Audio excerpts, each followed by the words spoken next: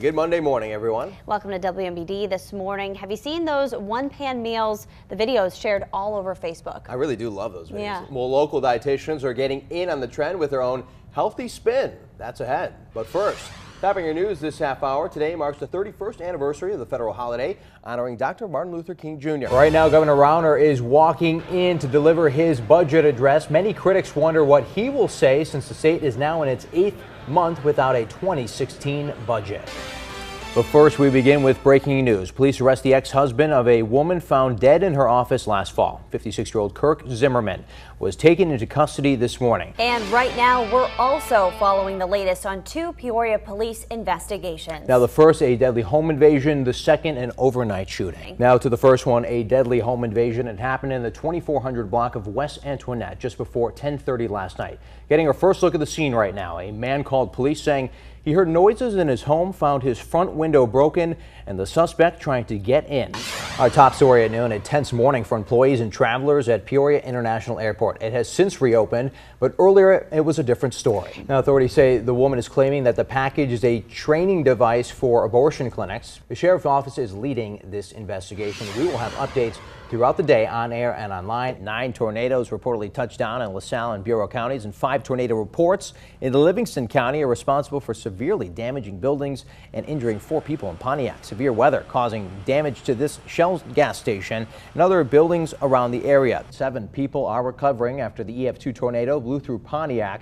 That's according to OSF Medical Center. The heaviest damage along Route 116 near I-55. We know of several businesses, homes, and a mobile home park were hit pretty hard. WMBD has had team coverage around the clock since Wednesday and continue to follow the aftermath of the storm. This morning, Alyssa Paldo is in Pontiac as we wait for Governor Bruce Rauner to visit the town and assess the damage there. Meanwhile, Governor Bruce Rauner plans to survey the damage in Pontiac this morning. He issued a statement earlier saying, quote, "I continue to receive regular updates from the Illinois Emergency Management Agency on damage assessment and cleanup today." And the Illinois State Police are on patrol offering assistance to local law enforcement. 2 tornadoes touching down here in central Illinois, destroying neighborhoods and bringing down power lines. This map shows the location of both of them. Well, the first happened in Cameron at 7:30, now to Delavan. That hit shortly before midnight. Truly remarkable what some of those people were saying there. One woman described it as like a NASCAR track with the wind whirling around. Rachel, what's the latest on the situation last night? We're taking a look outside on the roadways this morning in the mobile storm tracker. WMBD's Alyssa Paldo following some reports of some flooding in the Farmington area. We're going to keep you updated on the latest weather forecast and possibly bring you to a live location coming up in just a bit. Well, let's check in now with meteorologist Lauren Ranson, who's been tracking these storms that are kind of leaving the area, but more is to come. Isn't that right, Lauren? Yes, currently we no longer have any severe thunderstorm warnings. Empty retail space in downtown Peoria may see new tenants. 2 national businesses are showing interest in storefronts located on Monroe Street. That will also allow you to download unlimited photos taken by photographers at the resort. So you can plan it now through reservations. That's kind of cool. Good idea. I'm thinking about those photos, those digital photos. You get yourself on Splash Mountain all scared, Yeah. you know, you can Instagram it right away. Love those pictures. Yeah, definitely. Well, it's going to feel like Splash Mountain outside this morning. Lauren. I didn't mean to Seriously will. do that transition. Very wet out there. All right, Lindsay, like you said, we're here on Allen Road, and Lauren's been mentioning it all morning. Luckily, the freezing mist is kind of gone in this area, but I'll tell you what, that wind is still putting a bite to the air, and it's been affecting these crews that have been on Allen Road all night and into the morning. As you can see, they are stabilizing power poles that are leaning against power lines. Good morning, Lindsay. Yes, we're still on the back alley here with entrance from Westmoreland. Of course, we're behind some homes on Wiswall in the 2300 blocks too. And it's still a very active scene. Take a quick walk with me here. If you could see Peoria police cruisers, 2 of them still kind of fencing off this alley, blocking it so people don't come by. We've already tried to see a couple people try to get through. A couple neighbors are very curious as well. And now, since it's daylight, we're learning some new information about the actual crime scene. As you can see, the FAR police cruiser, the crime scene and the tape actually goes towards the left a little bit into a yard, kind of protruding into another yard. That's something that we did not see earlier this morning. Let's take a look at that scene from earlier this morning, where it was a very dark crime scene. Police had to bring in extra lights and their flashlights to look for evidence. Now, a detective at the scene tells me that 1 person was shot. That person was transported to the hospital. I just got off the phone with a Peoria desk sergeant, where they have no update for us this morning about the current condition of that victim. Now, we talked to another sergeant who said this morning that this was the worst scene out of the 3 shootings in Peoria overnight. Another neighbor we spoke with had no idea that this even happened last night. I'm very curious why police are all over the street. We will be continuing to update you on all the latest developments. A risky situation. I want to relive it now. Take a look. Clay Gordon joins us live at the Kroger on Lake Avenue in Peoria, where the 27th annual Stuff a Bus food drive is well underway, and it's for an organization in desperate need of donations this time of year. Clay, how's it going down there? Well, it's going all right. A car almost backed into us just now, so we're kind of on the fly here. All right, Lindsay, how could I forget that day? I thought that was going to be the last day of my life. New at noon, the World Series trophy is making stops in central Illinois. The Chicago Cubs trophy will be on tour at Illinois Wesleyan University and Illinois State University on January 18th. I'll take a look at this. A stunning sunrise this morning in Chicago. This is the view from WBBM's helicopter just before 7 o'clock. The clouds were illuminated in a fiery orange, and you can see the yellow from the sun grow as it begins to peek through some of those clouds. If you're a long-term investor, if your balance allocated correctly, this should just be a minor blip moving forward. Yeah, we were hearing from some experts earlier that said this might take about 2 years to come through. And with David Cameron's possible departure, everything's kind of up in the air right now, Scott. It is. It's going to be interesting to see what happens moving forward. And we have a lot to talk about, Senator. Let's start off with the budget impasse in Springfield. Obviously, a lot of tension is building. And we are particularly concerned about school funding. Why is there urgency to get a budget bill passed for school funding? Obviously, school is the most important thing people are talking about. There's really 2 urgent issues. Two new additions today from the media on the team. How did they do today? They did really, really well, actually. I was very surprised with we got this new recruited goaltender, and you could see he played hockey before. He did really well. You guys want more food stories? Yes. You got it. Pringles rolling out a new chip line that doesn't contain potatoes. Huh. What? The Hostess with the mostest. The stock of Hostess brands, which makes Twinkies, is really cooking. In fact, Hostess shares have surged nearly 25% since the day before the presidential election. Wildlife Prairie Park is celebrating 2 holidays in February with a couple events. Here to tell us more about it is Callie Smith and a snake. Who is this? This is Roberto, and he's a Great Plains rat snake, so non-venomous. Everyone's okay. For your sake, I'm glad he's not venomous right now. I'm okay. You're in the danger zone right now. I was like walking across, I didn't know there was one road and then another ravine and then the highway and then another ravine. I got there and was like, I live here now. I can't possibly go back to the hotel. I'm never leaving. You literally came out of the woodwork. Yeah, pretty much.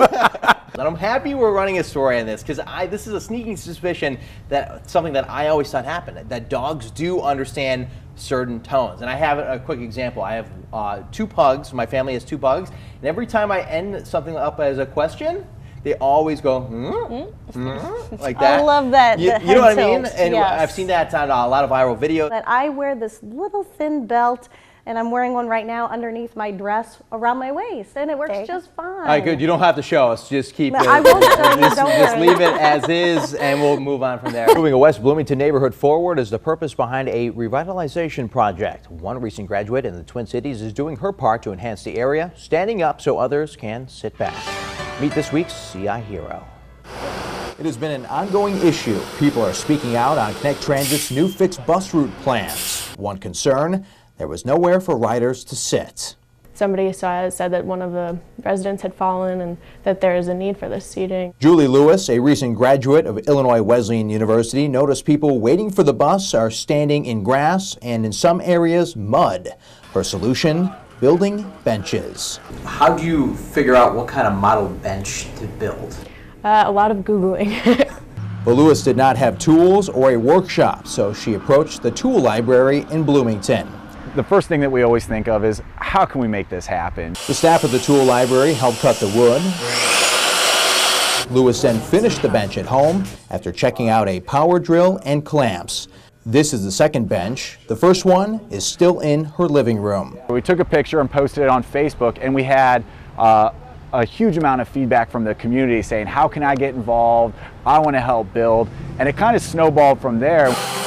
With the help of sponsors and grant money, volunteers are building together during a bench blitz, spending a weekend day to provide a place to sit for all of West Bloomington. And from one bench in a living room to 20 constructed in one day, Julie Lewis is making her mark, her benchmark, in the West Bloomington Revitalization Project. Did you ever think that you'd be making more than one bench? No, I didn't. Somehow I started just to become this person who builds benches. I think I'm just going to be really grateful for this experience, and everyone has worked together, and be really proud of the community that we've formed to make something happen. Now, Connect Transit got on board too and is insuring the benches and is pouring concrete slabs for installation. The Tool Library will also be hosting a bed blitz in mid-September to provide a bed for McLean County children who do not have their own. How awesome is this? I mean, a library where you can go and check out any tool you'd like, free of charge, and then using that to then help others. It's what a great story. So in this case, this one is only for McLean County residents, but if you're a Peoria resident, there is one coming soon through Habitat for Humanity called the Don Baker Tool Library here for the Peoria area. So stay tuned for that. Awesome. You won't have to drive so far anymore. I know. It sounds cool. And new this morning, in the midst of cold and flu season, you never know if or when you will get sick. A new program is designed to help you get the care that you need at your own convenience. Many times you don't even have to leave the comfort of your own home. So happy and so Tracy Andraki is a working mother of two children, a 2.5-year-old daughter and an almost 9-month-old son. Her husband is a teacher and basketball coach. They live in Bloomington. This summer I was breastfeeding my son. He was 4 or 5 months at the time, and I started to feel really sick. Their busy schedules didn't account for a complication during breastfeeding. And after consulting with her obstetrician after work, Tracy was stuck in a predicament. The only option that I had was to go to the emergency room, and so that's where I was headed.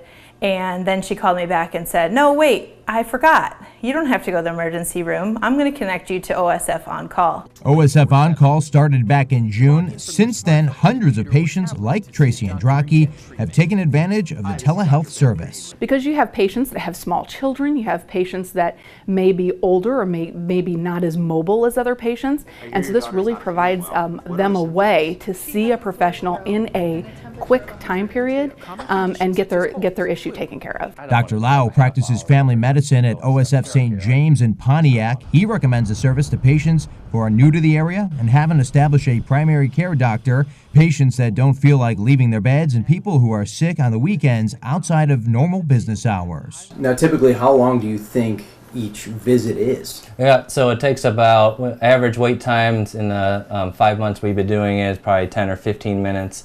Average time for our entire visit's about 20 minutes. And I was literally sitting on my bed the whole time, so easy, never had to leave my house, and then she called in the prescription. 2/3 of all Americans have a smartphone.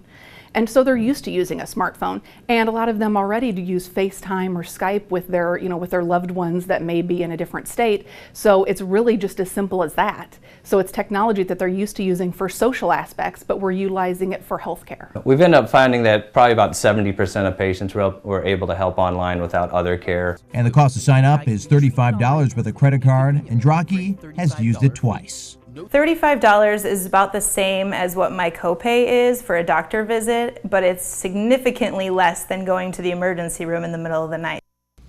Now, OSF On Call can be accessed from any patient here in the state of Illinois. All you have to do is visit osfoncall.org to get started, and you are just a few clicks away from being seen by a doctor. Just a reminder, you can only pay by credit card, and government insurance is not accepted. For a list of what can be treated online or by the phone, visit our website, ciproud.com.